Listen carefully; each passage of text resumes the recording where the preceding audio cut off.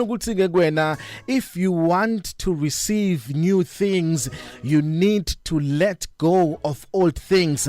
Awukwazi ukwamukela izinto ezintsha kanti izinto ezindala awukayidedeli. Uma uNkulunkulu ezokunikeza izinto ezintsha ngo2026, you need to learn to let go of izinto ezindala zika 2025.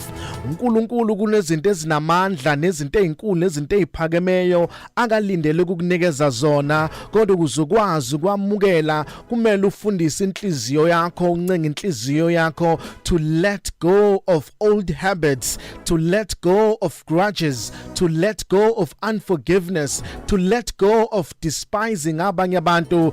Vumela izinto ezindala zihambe ukuze uzokwazi ukuthi wamukele izinto ezinhle nezinto ezintsha zonyaka omusha. As we are left with few days to 2026, ngiyacela usebenzise lezi insuku ezisele ka 2025 ukulungisisa nokulungisa inhliziyo yakho to receive new things from the Lord. Makukuthi enhliziyweni yakho kugcwele amaqhubu, kugcwele ukungaxoleli, kugcwele ukungabazwa, kugcwele nokubukela abanye abantu phansi, ngiyacela uthathe lesi sikhathi uye enkosini uthi uNkulunkulu lungisa inhliziyo yami, ngoba uma uNkulunkulu esefuna ukuletha okusha enhliziyweni yakho afice kugcwele ukungaxoleli, afice ekugcwele inzondo, kunabantu ongafuni ukubakhulumisa nokuthi uhlangane nabo, lokho kuyokwenza ukuthi izinto uNkulunkulu afuna ukuphathisa zona angakwazi ukuyidedela enhliziyweni yakho, ngoba izandla zakho kumele zibe zivulekile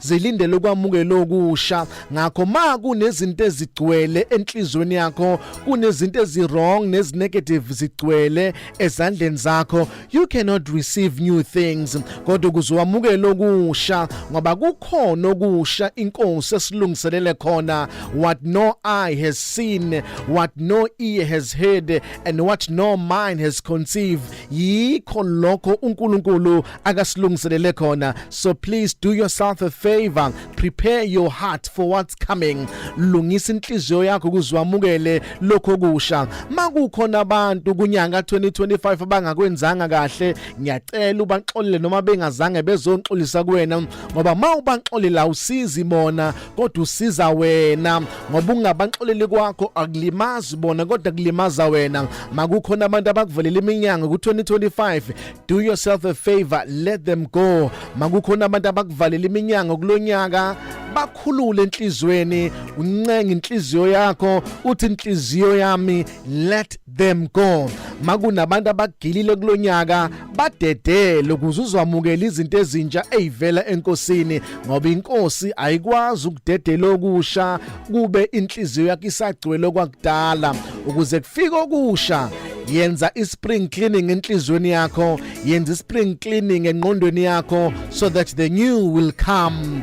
Ukuzokusha kuzokwazi ukuthi kufike enhlizweni yakho, ngoba kukhona khona okusha inkosi esilungiselele khona, kukhona khona okusha inkosi esiphathele khona, kodwa kudingeka ukuthi silindele ngokukholwa nenhliziyo zethu zikulindele ukwamukela okusha, ngoba kukhona uNkulunkulu akasihlelele khona.